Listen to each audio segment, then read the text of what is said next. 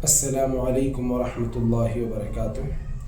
معزز ناظرین، تہہ دل سے آپ حضرات کا انصاری رقیہ سینٹر کے اندر استقبال ہے۔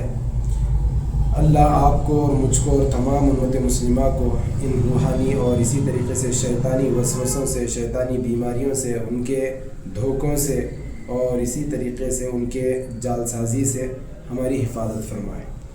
ایک اہم بات جو بہت ہی دنوں سے میں بتانا چاہ رہا تھا وہ یہ ہے کہ بہت سے لوگ اس لائن کے اندر کام کر رہے ہیں، اور خاص طور پہ وہ لوگ جو یہ کہتے ہیں کہ گھر دیکھ کر یہ گھر میں کوئی چیز نہیں ہے، اذان دو کام ہو جائے گا۔ یقیناً بات صحیح ہے، جتنی دیر اذان دے رہے ہیں اس کے چند لمحات تک گھر اچھا رہ رہا ہے، اور اس کے بعد پھر ویسے ہی۔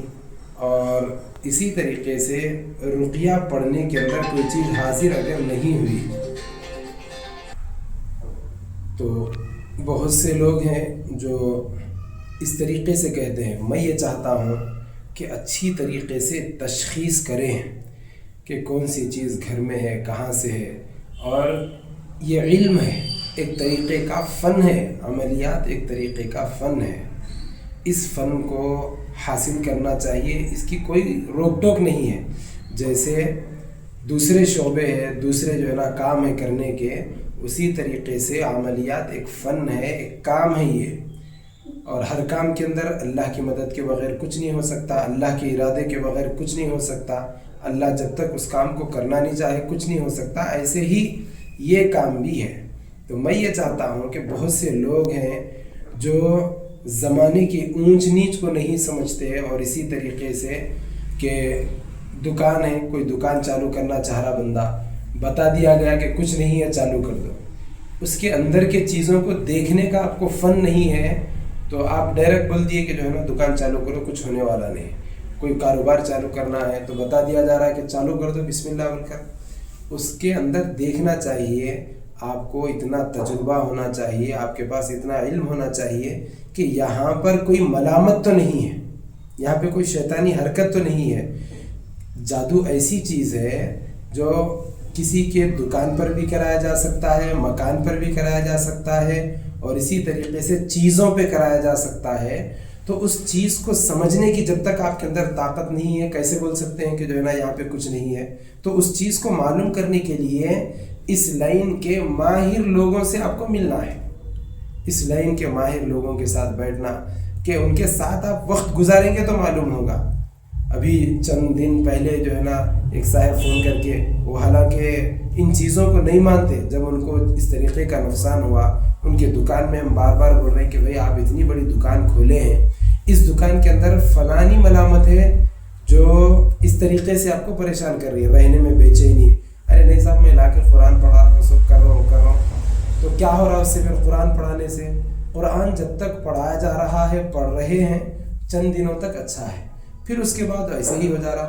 جب قرآن پڑھ رہے ہیں، سورہ بقرہ کی تلاوت ہو رہی، تو چند دن تک اچھا رہ رہا، اور انہی کے ایک مکان، اس دکان کے اندر ان کے والد صاحب کو ہم بولے کہ آپ جا کے قرآن پڑھو روزانہ، آیت الکرسی ہے، سورہ بقرہ کا شروع کا رکوع، آخر کا رکوع آپ پڑھو۔ تو وہ صاحب گئے پڑھنے کے لیے، صبح دکان کھولتے ہی وہ جا کے پڑھے، آ کے پھر بولنے لگے کہ مول صاحب جیسے ہی میں پڑھنا شروع کرا میرا پورا سر وزن ہو جا رہا۔ اور وہاں کے لوگوں کو بتا رہے ہیں، کسی مول صاحب کو اچھے جاننے مانے مول صاحب کو جا کے بتا رہے ہیں کہ دیکھو ارے کچھ نہیں ہے بھائی، اللہ کا نام لو، بسم اللہ کرو۔ تو اس طریقے سے ان کا کئی لاکھوں کا نقصان ہو گیا۔ تو بولنے والے حضرات پہلے اس بات کا تجربہ حاصل کرے کہ کیا اس کے اندر پہلے سے کوئی ملامت ہے کیا؟ اس چیز کو سمجھنا بے حد ضروری ہے۔ ایسے ہی کر کے اس بیچارے کا جو ہے نا بہت بڑا نقصان۔ کل ہی ایک خاتون ہمارے پاس آئی تھی، وہ جو ہے نا علاج اس وجہ سے نہیں کر رہے کہ بھئی جو ہے نا میں صرف اور صرف قرآن سنوں گی، اس سے زیادہ کچھ نہیں کر سکتی، قرآن ہی سنوں گی، اس سے زیادہ کچھ نہیں کر سکتی۔ تو ہم بولے اماں ٹھیک ہے قرآن ہی سنو۔ یہ بولتے بولتے جب کل ہمارے پاس ہے تو ہم بھی قرآن ہی سنائے اس کو، کوئی اور کام ہم نہیں کرے اس کے ساتھ، قرآن سنائے، قرآن سنا کے اس چیز کو ظاہر کرے۔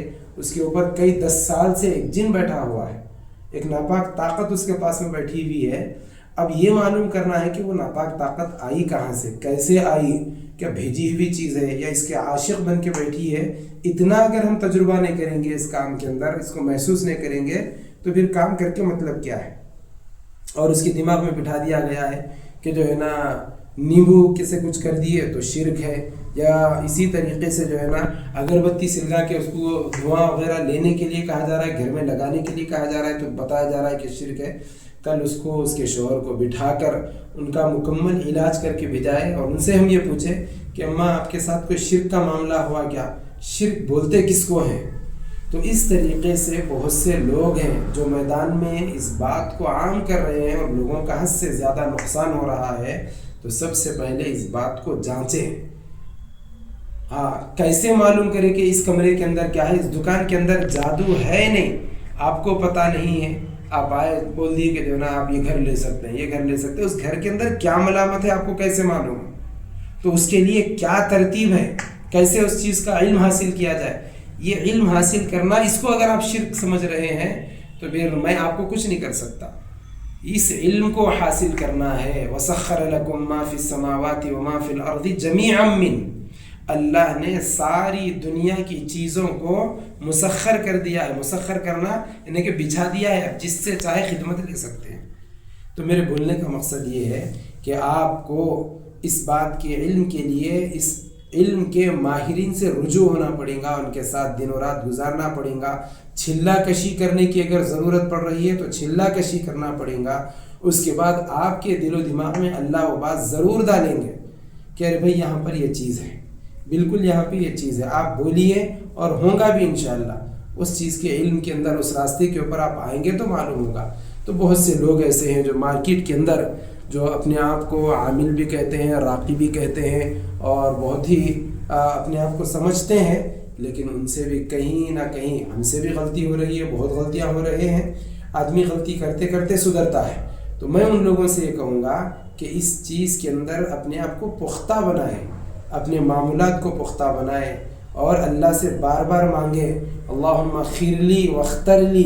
اس دعا کو اللہ کے نبی صلی اللہ علیہ وسلم کے فرمان کے مطابق کہیں کہ اللہ مجھے جلدی استخارہ کرنا ہے تو کیا کرنا چاہیے؟ اس جگہ پہ بیٹھ کے اللہ کی طرف رجوع ہو، اے اللہ میری زبان پہ وہ بات جاری کرے جو اس دکان لینے والے، مکان لینے والے کے حق میں بہتر ہو۔